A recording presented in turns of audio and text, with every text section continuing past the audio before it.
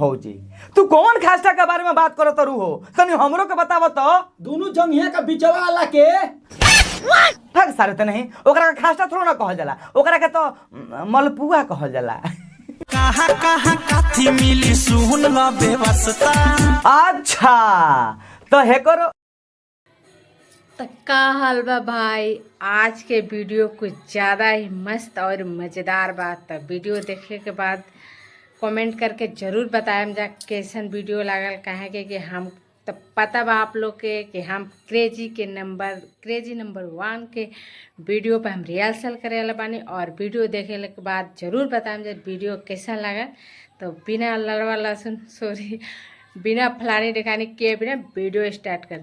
तो का हाल बा भाई लोग, उम्मीद करते हैं कि सबको अच्छा बोलो और हमेशा अच्छा रह के चाहिए। तो भाई लोग आज हम रोस्ट करे वाला बानी अवधेश प्रेमी यादव के ऊपर, बिकॉज यार आज हम जोन भी पोजीशन में बानी नु तो अवधेश प्रेमी भैया का देन बाबे। और भाई लोग हमारे पता बाबा तो हम लोग को समझ में ना आयल। तो भाई लोग बात कुछ ऐसा का बाबे, आज से करीबन 4-5 साल पहले वो गाना रहे जो गाना का बोल रहे तो दोनों इंडिकेटर वो गाना पर हम फर्स्ट टाइम रोस्ट कर रहनी। फर्स्ट टाइम ना 2-4 वीडियो बनाने के बाद ओकरा पर जब हम रोस्ट करनी तो भाई लोग वो वीडियो हमारे वायरल हो रहे विदिन 7 डेज के अंदर में 1.5 मिलियन व्यूज को रोस्ट कर रहे। तो सिंपल से बात भाई लोग जो आदमी की वजह से हम ई पोजीशन पर आज पहुंचल बानी तो ओकरा का पेलो जरूरी बनू, मतलब ओकरा का रोस्ट कर जरूरी बनू। तो भाई लोग यही से कहते हैं कि वीडियो को शुरू से अंत तक ले देखिए लो, बिकॉज आज की वीडियो को ज्यादा ही गाना फारक ख्याल बा। तो विदाउट एनी डिले घबरा के लगा रे कैमरामैन ना रे सही बा भाग सब थोड़ा ना हवे तभी ना कोनो सुन के स्टार्ट करो आज के बक्से दी। ठेहुन पधा के ठेकुआ खइह, कौन ची पर के ठेकुआ खई हो?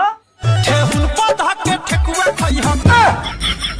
सरवा ठेहुना पर के आदमी के ठेकुआ खा सकता रे। चलो भौजी हम मान लेते नहीं कि अवधेश भैया जौन बान तमन तार ठेहुना पर ठेकुआ रखा खा लिहन। अगर गलती से ठेहुनवा के ऊपर अपन मुंह को के तार अगला पुआ काट लिहन दाते तब कौन ची होई? तब तो भौजी के खुनिया जाई। अरे सरवा कौन ची खुनिया जी रे? पुआ। ओहो हम तो जानिए पूछू ना, चल कैमरामैन दूसरी वीडियो लगा दे। ठेहुन पधा के ठेकुआ खइह, खाड़ा होके खसता। खास्टा? अरे भौजी तू कौन खास्टा के बारे में बात करत रू हो तनी हमरो के बताव तो। दोनों जंगिया का बिचवा वाला के फक सारे त नहीं ओकरा के खास्टा थोड़ा ना कहल जाला, ओकरा के तो मलपुआ कहल जाला। कहाँ कहाँ काथी मिली सुन ल व्यवस्था। अच्छा तो हे करो मतलब एकरो व्यवस्था बा का भौजी? अगर बात बताओ ना हमू चले आए। ढोरीपुर में पान खइह, जौबनपुर में नाश्ता। अरे भौजी ये कैसे पॉसिबल बारे कि ढोरीपुर में आदमी सरवा पान खाई? भाई लोग देखो लो जैसे कि भौजी कहलो सेनु कि ढोरीपुर में पान खइयो जौबनपुर में नाश्ता। तो भाई लोग 1 मिनट खातिर हम मान लेते नहीं कि जौबनपुर में आदमी नाश्ता कर सकता है। वो कैसे कर सकता है लेट मी एक्सप्लेन, ध्यान से सुनियो लो। अगर भौजी को दुधारो कियो सनु मतलब भौजी को हेडलाइट बड़ होई नु तो कनी के 2 गिलास चाय बना सकत रहलो, अब समझ सकत रहलो। तो चाय पानी से आदमी नाश्ता कर सकता है, लेकिन सरवा ढोरीपुर में पान कैसे खा सकता रे? लाड़वा से। ऐसा राइमिंग ना भइल लेकिन सुन के मजा आइला। चल दूसरी वीडियो लगा। हमारा लंदन कैसे मारा भौजी तनी फिर से खाली कहबू। आहवा हमारा लंदन। दन दन देखियो भौजी कहीं खप खप खप खप खप खप मत मार दे नहीं तो लाल चटका बानर हो जेबू। दन दन मारा बस। आहवा हमारा लंदन, जाता रह तू तो लंदन। शुक्र मनावा के भौजी के भातरा लंदन जाता है तो भौजी कहती है आके मार लो दन दन। अगर गलती से भौजी के भातरा सरवा चाइना चल जाई तब कौन चीज होइत रे? तब तो भौजी का अगला चाट के जाइत रे। ए सरवा खाली चाटिए के ना जाई दाता हूँ काट के जेते सार। आहवा हमारा लंदन। हाँ तो भौजी इहो तरह से अपना पूरा हो जाई ना। भाई लोग देखो लो तनी अवधेश भैया के तरी डांस मारत रहन, जे तरी डांस मारत रहन भाई लोग केहू भी देखी तो कही के भैया बा नीचे से गियरवा अपन लगा के हिलावत आवे। तो भौजी इहो सब अपना तार पूरा हो जाई। खाली हमरे ई बात के डर बाबे के दन दन के खाली खप खप मत मार दे।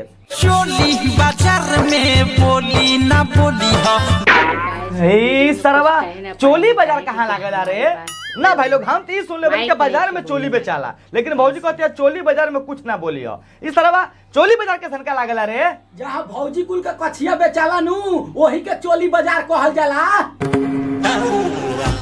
बात तू सरवा सही कर ले अब लड़का कुल के अंडरवियर बेचारा तो ना कौन जी कह जाला रे सरवा ओकरा का लार बेचारा कहल जाला लहंगा नगर बा पीछे में लहंगा नगर बा बीचे में ए भौजी तू गलत बात करत रू लहंगा नगर बीच में नहीं खे लहंगा के बीच में नगर बावे केहू ओकरा के खाई कहेला केहू ओकरा के गुफा कहेला केहू कालीघाट के गुफा कहेला जौन आदमी ज्यादा अप डाउन कर रहला नु तू खाइए गुफे कह जाला ठीक बावे गाली देलन त एक कैमरा में ठीके करेला। तनी आबो हमारा दोन तन वाला तनी लनी अखले लगावना बड़ा मजा आता सुन के रे आवो हमारा लंदन अब भाई लोग तो हम लोग को कुछ भी कहलो तो हम लोग को तो पते बाबे जौन भी गाने का हम रोस्ट करेनी सबसे पहले ओकर लिरिक्स पे हम ध्यान मारेनी और ओकर बाद से ओकर जौन बीजीएम रहेला जौन के ट्रैक भी आदमी कहेला ट्रैक कहेला तो भाई लोग ई गाना अश्लील बा हमर पता बाबे चोली जंगिया दन दन फन फन मारा ई गाना तो अश्लील बाबे लेकिन भाई लोग ई गाना का जौन ट्रैक बनू भाई लोग जौन के का मतलब का तारीफ करी भाई लोग अगर एकरा के हम रेटिंग करल चाहतनी नु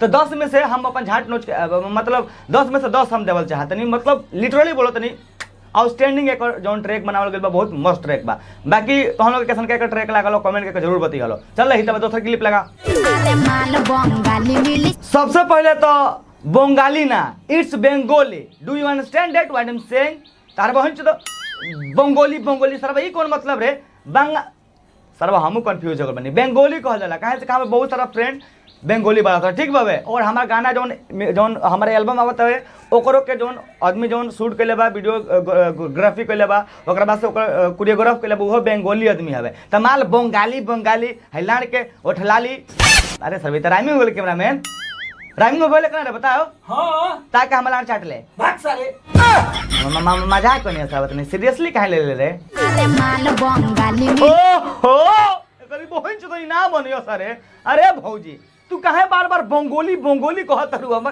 खीस बरत आवे बंगाली कह जाला बंगाली ना कह जाला दिमाग खराब कर रखले बाड़ू कहीं तू सोना का छवली बात नहीं कर तू कलकतिया वाला के हमनी पटो हमी के कट जाई रतिया अच्छा तो तू सब करा के देवे मतलब कौन च कहत रू भौजी के हमरा पकड़ दी सब केहू के रतिया मतलब मामला कुछ हमें खराब लगता रहे कैमरा में अगर सब रतिया चढ़ दियो तब तो थोड़ा दिक्कत हो जाई रे देखावा ढोढ़ी स्वागत में देखेला बरतिया आइल बा अच्छा तो अवधेश भैया का कहना हम ई बावे कि जितना भी बरतिया जो आइल बावे सब भाई भौजी के ढोड़ी देखाइल बावे तो पूरी के खाई रे सारा बता नहीं तोर बड़का बाबू आय बारात में आदमी पूरी खाई जाला ना पूरी सब्जी लड़वा लहसुन जितना भी बने रहला मतलब उ सब खाई जाला के ढोड़ी देखे जाला और पता ना कौन हमारे कैमरा में से कौन हमारे कैमरा एक बहन चो इतना मिस्टेक होता नु और पता ना कौन हमारे कैमरा में हो तो सब ढोड़ी देखे जात हो कहे कि ढोड़ी के बहुत लाइक करेला कि आधा घंटा पर चढ़े वाला हाँ अरे भौजी ये कौन गाना हवे हो कि आधा घंटा पर चढ़े वाला ए भौजी सबसे पहले तू ये डिसाइड कर लो कि आधा घंटा पर चढ़े वाला तरह का चाहिए ना आधा घंटा पे मतलब चढ़ के उतरा वाला तरह का चाहिए ना भौजी कितना खतरनाक तरीके से कहती है कि हमरा का मर्द ऐसा का चाहिए कि आधा घंटा पर चढ़े वाला ए भौजी अब पेल करना पर टांगे वाला ना चाहिए आधा घंटा पर चढ़े वाला चाहिए लगी तो बोल दिया हमारे कैमरा में रेडी बाबे वो बात अलग बाबे को कतनी टेढ़ बाबे लेकिन टांग ली पक्का हई फुलौना दुनु धरे वाला भाग तोरी बोहिन चोदो और फुलौना धरे वाला लागी फुलौना फोड़े वाला ना लागी ना हम तो जने के भौजी खाली चढ़े वाला का बात करती है लेकिन अब तो ये कहती है कि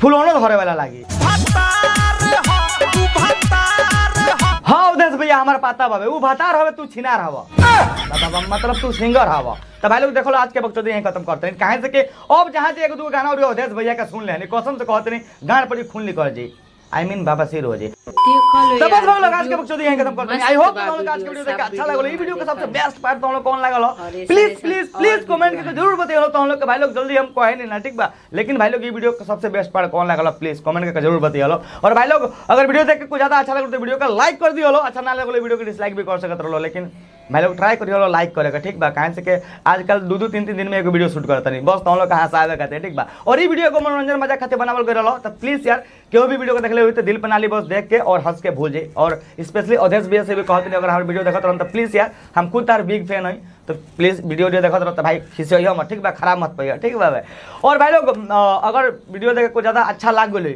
लाइक मार के बता लाइक मार दे बोलो और अगर ओकरो से तो हम लोग को संतुष्टि ना मिले तो वीडियो के दबा के शेयर करिए अपने फ्रेंड के पास मिले जी नेक्स्ट वीडियो में तब तक के लिए बाय।